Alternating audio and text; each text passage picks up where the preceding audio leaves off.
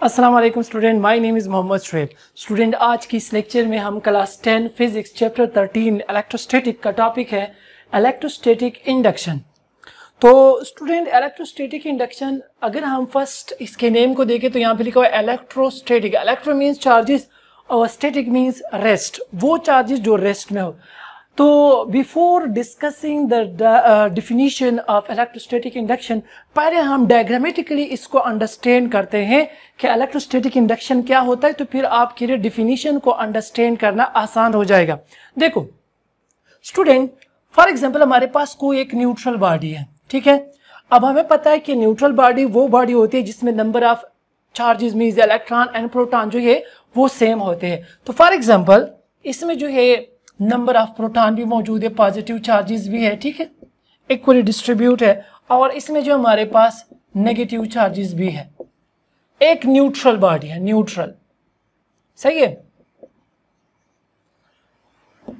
अब for example जब मैं इस न्यूट्रल बॉडी के नजदीक एक चार्ज बॉडी लाता हूं, चार्ज बॉडी, फॉर एग्जांपल ये न्यूट्रल बॉडी है, ठीक है, ये न्यूट्रल बॉडी है। अब यहां पे मैं एक चार्ज ऑब्जेक्ट या चार्ज बॉडी इसके नजदीक लाता हूं। फॉर एग्जांपल ये जो चार्ज बॉडी है, लेट इसके ऊपर पॉजिटिव चार्ज है। कौन सा चार्ज है? Positive charge. ये न्यूट्रल बॉडी है, मैंने यहां पे रख दी है, या वही न्यूट्रल बॉडी है, इसके नजदीक में एक चार्ज बॉडी लाता हूं, ठीक है स्टूडेंट। अब ये चार्ज बॉडी क्या कर लेता है इसमें क्योंकि ये पॉजिटिव है तो इस न्यूट्रल बॉडी में जो नेगेटिव चार्जेस हैं इसको अपनी तरफ अट्रैक्ट कर देता है। तो क्या हो जाएगा, हमारे पास जो नेगेटिव चार्जेस है वो इस डायरेक्शन में आ जाएंगे, ठीक है, जबकि जो पॉजिटिव चार्जेस है वो दूसरे साइड पे चले जाएंगे। अब आप फिर कहेंगे कि चलो नेगेटिव चार्ज को तो उसने अट्रैक्ट कर लिया तो इस साइड पे आ गए, तो फिर पॉजिटिव दूसरे साइड पे क्यों चले गए? पॉजिटिव इसलिए दूसरे साइड पे चले गए क्योंकि यहाँ पे पॉजिटिव चार्जेस है तो वो उस पॉजिटिव चार्ज को क्या कर देता है? पुश कर देता है, जबकि नेगेटिव चार्जेस को क्या कर देता है? अट्रैक्ट कर देता है, ठीक है स्टूडेंट। अब देखो यहाँ पे हमारे पास क्या हो गया है, यहाँ पे अगर आप देखें चार्जेस थे रेंडमली इसमें मौजूद थे, ठीक है, डिस्ट्रीब्यूशन हो गई थी। लेकिन यहाँ पे जब हम कोई चार्ज बॉडी लाते हैं किसी न्यूट्रल ऑब्जेक्ट के, तो फिर इसमें चार्जेस की डिस्ट्रीब्यूशन जो पहले थी उसमें चेंजेस आ गए। इस न्यूट्रल बॉडी में जो चार्जेस पहले से जिस तरीके से डिस्ट्रीब्यूट थे, पड़े हुए थे, उसमें क्या गई? चेंजेस आ गए। तो जब चेंजेस आ गए तो देखो नेगेटिव एक साइड पे हो गई, पॉजिटिव दूसरे साइड पे हो गई। अब ये किस वजह से आ गई है? एक चार्ज बॉडी की वजह से। सिमिलरली अगर फॉर एग्जांपल यही न्यूट्रल बॉडी है, ठीक है, इस हमारे पास वही न्यूट्रल बॉडी पॉजिटिव नेगेटिव, लेकिन यहाँ पे जो चार्ज बॉडी में लाता हूं फॉर एग्जांपल उस पे नेगेटिव चार्ज है, ठीक है, इसके ऊपर कौन सा चार्ज है? नेगेटिव। तो ये क्या कर लेगा कि इस न्यूट्रल बॉडी में जो पॉजिटिव चार्जेस है उसको अपनी तरफ अट्रैक्ट कर देगा, ठीक है, जबकि नेगेटिव चार्जेस जो इसमें अवेलेबल है उसको क्या कर देगा? दूसरे साइड की तरफ पुल कर मींस पुश कर देगा, उसको पुश कर देता है, और जो पॉजिटिव चार्ज है उसको अपनी तरफ क्या कर देता है? अट्रैक्ट कर देता है, नेगेटिव को रिपेल कर देगा। तो दोनों केसेस में हम देखते हैं कि जो न्यूट्रल बॉडी है उसमें जो चार्जेस पड़े हुए थे उसकी डिस्ट्रीब्यूशन में चेंजेस आ गई। ख्वाह ये केस आप देखते हो या ये वाला केस देखते हो, दोनों केसेस में हमारे पास चार्जेस की डिस्ट्रीब्यूशन में क्या आ गई है? चेंजेस।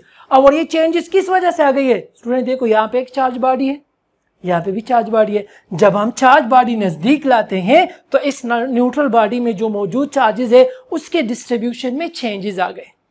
तो इस प्रोसेस को जिसमें एक न्यूट्रल बॉडी में जो चार्जेस मौजूद है उसकी डिस्ट्रीब्यूशन में चेंजेस आ जाए, किस वजह से? Due to the nearby charge object या चार्ज बॉडी। तो इस प्रोसेस को, इस change in distribution of charges को स्टूडेंट हम नाम देते हैं इलेक्ट्रोस्टैटिक इंडक्शन। अब यहाँ पे एक टर्म यूज हुआ है इंडक्शन, तो स्टूडेंट याद रखें जहां पे टर्म इंडक्शन का वर्ड यूज होगा तो इसका मतलब होगा नो फिजिकल कनेक्टिविटी। जहां पे वर्ड कंडक्शन यूज होता है तो वहां पे कनेक्टिविटी होती है, लेकिन जहां पे टर्म इंडक्शन यूज हो जाए उसका मतलब होगा कि यहां पे किसी किस्म की फिजिकल कनेक्टिविटी नहीं है। अगर हम देखें क्या ये बॉडी इस ऑब्जेक्ट को टच कर रही है? नो। क्या ये चार्ज बॉडी इस न्यूट्रल बॉडी को या इस बॉडी को टच कर रही है? नो। तो मतलब क्या हुआ, यहाँ पे किसी किस्म की कोई फिजिकल कनेक्टिविटी नहीं है, नो फिजिकल कनेक्टिविटी। तो इंडक्शन टर्म जहां पे यूज होता है उसका मतलब होगा कि वहां पे किसी किस्म की फिजिकल कनेक्टिविटी नहीं है, इसलिए हम टर्म यूज करेंगे इंडक्शन। लेकिन अगर कनेक्टिविटी हो तो फिर हम कंडक्शन का टर्म यूज करेंगे। तो स्टूडेंट होपफुली आपको जो इस डायग्राम की समझ आ गई होगी कि इसको हम इलेक्ट्रोस्टैटिक इंडक्शन कहते हैं। अब आते हैं डिफिनेशन की तरफ। डिफिनेशन में क्या है? A change in distribution of charges. देखो, change in distribution of charges in an object, किसी एक ऑब्जेक्ट में जो चार्जेस की डिस्ट्रीब्यूशन है उसमें जो चेंज आते हैं, किस वजह से? Due to the nearby charge body, जो कि इसके नजदीक चार्ज बॉडी हो, उसकी वजह से जब किसी बॉडी में या जब किसी बॉडी के चार्जेस की डिस्ट्रीब्यूशन में चेंजेस आती है तो इस प्रोसेस को फिर हम नाम देते हैं स्टूडेंट इलेक्ट्रोस्टैटिक इंडक्शन। तो इसी इलेक्ट्रोस्टैटिक इंडक्शन में आपने ये भी टर्म याद रखना होगा कि यहाँ पे किसी किस्म की फिजिकल कनेक्टिविटी नहीं होगी, ठीक है, क्योंकि टर्म इंडक्शन यूज हुआ है। तो this is all about student electrostatic induction. कि इलेक्ट्रोस्टैटिक इंडक्शन क्या होता है, ये किस किस्म की प्रोसेस होता है। तो होपफुली स्टूडेंट आपको जो इस टॉपिक की समझ आ गई होगी। फिर भी अगर आपके माइंड में किसी भी किस्म का कोई भी क्वेश्चन हो तो आप कमेंट में जरूर पूछिएगा। Thank you so much.